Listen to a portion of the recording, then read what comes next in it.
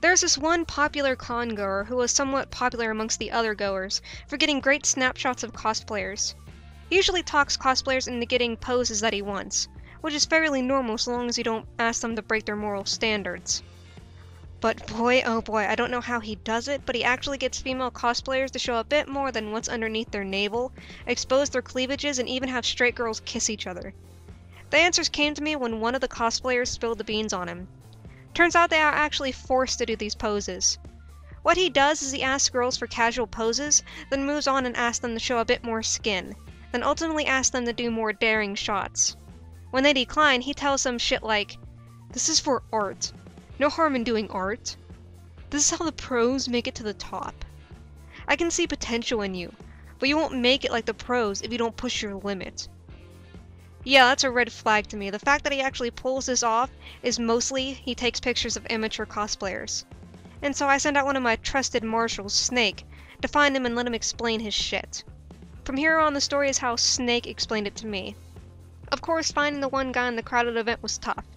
So he asked a few con-goers if they knew this person. Turns out he was well known for using a red Pentax DSLR, so that narrowed his search. A few more questions later and he managed to track him down to a restroom.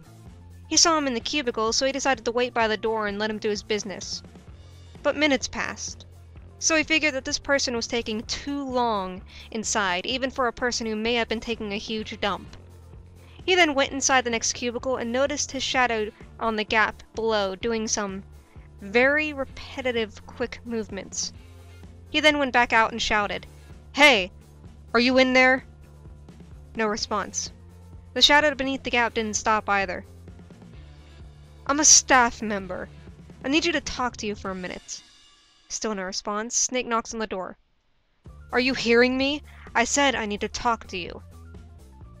Snake decided that something was wrong, and although he knows he was going to break his privacy, he decided to put both hands on top of the cubicle door and pull himself up to take a peek. And there he is, looking at his camera at one hand and jerking it off at the other. His earphones were on, so it was obviously he wouldn't hear Snake shouting. At this point, Snake didn't flinch or laugh yet, and decided to pull himself a bit higher so his head would block the light and cause the shadow to draw over the tile floor inside the cubicle. This got the Dick Findler's attention, in which Snake gave a huge shout on the top of his lungs. "We've got a fucking wanker here!" The whole cubicle rattled as the guy tried to pull up his pants as quickly as he could. Grabbing his things, and ended up bailing the scene. A lot of guys were there, as the restrooms are commonly packed during anime conventions, even for the guys, and saw his face. Fast forward, security managed to catch him. We went through his pictures, and there were close to 1,000 pictures of different cosplayers. The creepy part is that he will take one picture of a lewdly posed cosplayer, and his next shots were only framed at nothing but their tits, crotches, and bums. We had his camera's memory wiped, and we blacklisted him. He was also fucking roasted online that day, so I don't even know if he's gonna put his face out in public after that.